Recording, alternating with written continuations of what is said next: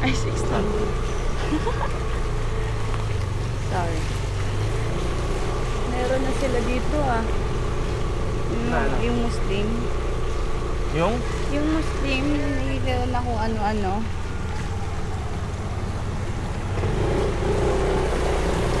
I just want you to know and everything seems to be okay.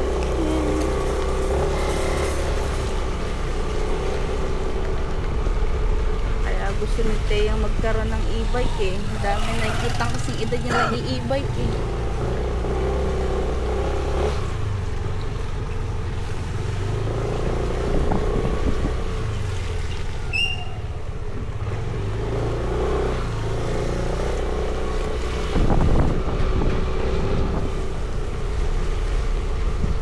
Anong nalaman nila kasi nagko-compete sila ng mga kung magkano yung mga abutin pag sumali pa sa ibang conference next year.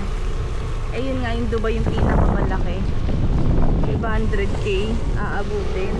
Isang tao? Hindi, ay isa or dalawa lang yun.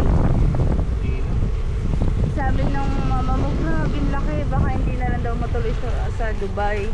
Ako, wag yun. Sabi ni Ate Chi, bahay natin. So wala pa pala silang plano talaga. Hindi, may plano talaga sila. Oh, pero matatagal pa yan. Hindi.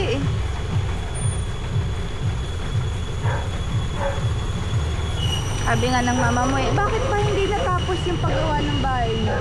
Sabi? Sabi ko, tapos biglang, hindi, tapos biglang sinabi ng mama mo, ay, oo nga pala, no? Yung paggawa dun sa baba nyo, diba, ano mo yung dapat? Makukuha mo yung dapat. Tapos dinagdagan ko na lang. Hindi ko, opo. Ano makukuha? Incentives ba? Yung pinagpagawa dun sa baba. Tapos dinagdagan na lang ng mama mo. Yun yung pera sana natin. Pero, siyempre, mas gusto ko ipagawa na lang ng bahay. Kaya ayaw nila bigay yung incentive ko sa atas. Kasi malaking incentive ko, di ba? Yun nga, nagdagdag lang ng konti mama mo. Yung sa royalty.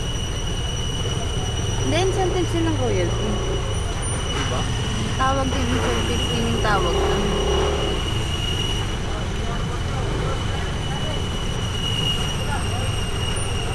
Dahil pa ng food socks dito. Hingit ang pamaypay.